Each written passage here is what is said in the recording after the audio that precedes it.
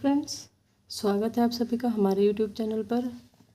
आज हम कक्षा 2 का जो सारंगी की किताब है उसकी कार्य पुस्तिका का सप्ताह 14 करवाएंगे। इसमें जितने भी दिवस हैं 1 से 6 तक आपको सभी इसी वीडियो में कंप्लीट कराएंगे। वीडियो आपका 3-4 मिनट का रहेगा। स्टार्ट करते हैं। पढ़ें। सांप, सारस, तालाब, केकड़ा, फाख्ता, मच्छर, तितलियाँ, मकड़ियाँ, कनखजूरा, किंगफिशर। पूर्ण विराम को सही स्थान पर लगाकर लिखें। समा ने शाम में खाना खाया। समा के पापा ने कहानी सुनाई। समा को कहानी सुनकर नींद आ गई। समा ने शाम में खाना खाया। पूर्ण विराम। समा के पापा ने कहानी सुनाई। पूर्ण विराम। शमा को कहानी सुनकर नींद आ गई। पूर्ण विराम। ग्रिड से जंतु और पक्षियों के नाम खोजकर लिखें। जंतुओं के नाम सियार, ये रहा सियार। बैल, ये रहा बैल। सूअर, गाय, इसी तरह मैना, तोता, कोयल, कबूतर, और भी आपको अलग अलग नाम मिल सकते हैं। आप भी अपने हिसाब से देख सकते हैं। दिए गए शब्दों से प्रश्न बनाकर लिखे। छिपकलियाँ। छिपकलियाँ दीवार पर कैसे चलती हैं? तालाब। तालाब में कौन कौन से जीव रहते हैं? पेड़। पेड़ क्या सिर्फ हरे पत्ते रखते हैं? सुनकर लिखे। राजू को पापा से कहानी सुनना पसंद है। सप्ताह 14 दिवस 2। आओ इन पर बात करें। याद, किनारा, उड़ाकू, सर्दियाँ। सोचकर लिखे। क्या एक है और क्या अनेक? पेड़ एक हैं, पत्ते अनेक हैं, अनार एक है, दाने अनेक हैं। कक्षा एक है, बच्चे अनेक हैं, सिर एक है, बाल अनेक है। वाक्यों में क्रिया शब्द पर गोला लगाकर क्रिया शब्द से नया वाक्य बनाकर लिखें। चींटी गाना गाती है। सरोज अच्छा गाती है। कनखजूरा खाना खाता है। तो खाता इसमें क्या है? क्रिया है। मम्मी खाना खाती है, तो खाती क्रिया है, और ये खाता क्रिया है। बादल रोज बरसते हैं। बरसते क्रिया है। शिक्षक बच्चों पर बरसते हैं। तालाब का पानी बहता है। नदी का पानी बहता है। बहता यहाँ पे क्रिया है। तालाब का सारा पानी सूख जाए तो क्या होगा? सोचकर लिखें। सभी जलीय जीव जंतु मर जाएंगे। पानी के अंदर के पौधे भी सूख जाएंगे। आसपास के लोगों को तालाब सूखने से दिक्कत होगी। कुछ तो धोबी लोग होते हैं जो तालाब पर कपड़े धोते हैं। कुछ लोग तालाब के पानी से अपने खेतों को सींचते हैं, जिससे वहाँ पे दिक्कत होनी शुरू हो जाएगी। सुनकर लिखें। बादल ने तालाब का सारा पानी पी लिया।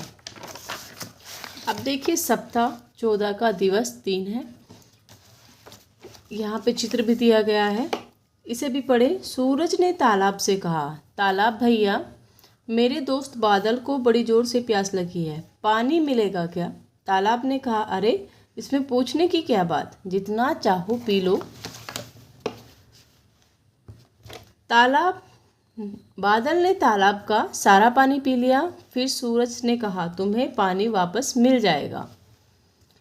सूरज ने पानी पिलाने के लिए किससे कहा? तालाब से। सूरज का दोस्त कौन था? बादल। इस कहानी को आप क्या नाम देना चाहेंगे? दोस्ती। तालाब का पानी वापस कैसे मिलेगा? वर्षा के द्वारा। जब बारिश होगी तो तालाब फिर से पानी तालाब में भर जाएगा। जल्दी जल्दी पढ़े। पीतल के पतीले में पपीता पीला पीला। पीतल के पतीले में पपीता पीला पीला। सप्ताह 14 दिवस 4। आओ इन पर बात करें। नेता, हुजूम, सैकड़ों। पिछले दिवस के पाठ के आधार पर वाक्यों पर सही का और गलत का निशान लगाएं। इस तालाब का नाम छोटा तालाब है। यह बात कहीं कहानी में मेंशन नहीं है कि इस तालाब का नाम क्या है, तो यहाँ पे ये गलत हो जाएगा। सूरज ने तालाब से कहा, तालाब भैया, ये बात सही है। तालाब किनारे एक घर है, ये बात भी गलत है। वहाँ पे किसी घर का कोई जिक्र नहीं हुआ है। पानी मिलेगा क्या? ये बात सही है। गांव के तालाब पोखर में कौन कौन से जीव जंतु रहते हैं? लिखे। मछली, कछुआ, मेंढक, सांप, केचुए, केकड़े, कनखजूरे, सारस। तालाब को साफ सुथरा रखने के लिए नारे लिखें। मिलकर हम सब ने ठाना है तालाब को स्वच्छ बनाना है। स्वच्छ तालाब स्वस्थ जीवन। तालाब की सफाई पर्यावरण की भलाई। तालाब को बचाओ, जल संरक्षण अपनाओ। सप्ताह 14 दिवस 5। इसे भी पढ़े। प्रयागराज के संगम में एक सारस मछली की ताक में बैठा था। तभी उसने देखा सैकड़ों पक्षियों का हुजूम उड़कर संगम के किनारे आ बैठा। सारस ने कहा, पक्षियों के नेता से पूछा, कहाँ से आए हो? पक्षियों के नेता ने कहा, साइबेरिया से। नीचे दिए गए प्रश्नों के उत्तर लिखिए। सारस संगम में क्या कर रहा था? मछली की ताक में बैठा था। सारस ने पक्षियों के नेता से क्या पूछा? कहाँ से आए हो? पक्षियों का हुजूम संगम के किनारे क्यों आया होगा?